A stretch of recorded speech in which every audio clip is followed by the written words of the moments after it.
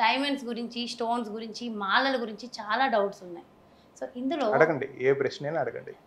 So నేను దీన్ని రాయి అంటున్నాను, మీరు దాన్ని ఏమంటారు? రాళ్ళు వేరు, రత్నాలు వేరు.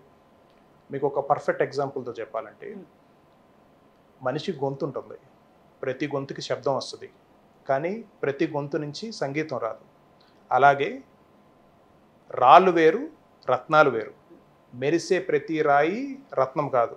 అందుకనే మనకు కొన్ని వాడుక నానుడి పదాలు ఉన్నాయి. మెరిసే రాయి పని చేయదు, ఒరిజినల్ జాతి రత్నాలు మెరవు అని కొన్ని బండ గుర్తులుగా మనకు కొన్ని వర్డ్స్ వచ్చినాయి. రాళ్ళు వేరు, రత్నాలు వేరు.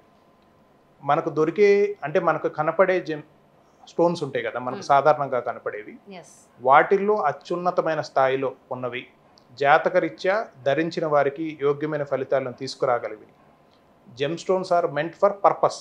ఒక ప్రయోజనాన్ని, ఒక ఫలితాన్ని ఆశించి ధారణ చేసేది, జ్యోతిష్యపరమైన కనెక్షన్ ఉన్నదాన్ని మాత్రమే మనం రత్నము అని సంబోధించాలి.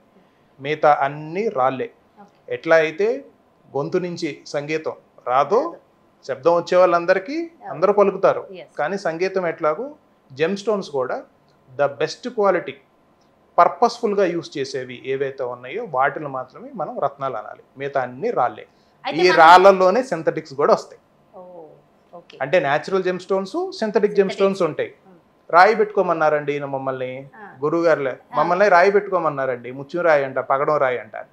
వాళ్ళు తెలియక వాడుక భాషలో రాయి అంటున్నారు, కానీ వాస్తవానికి రత్నము.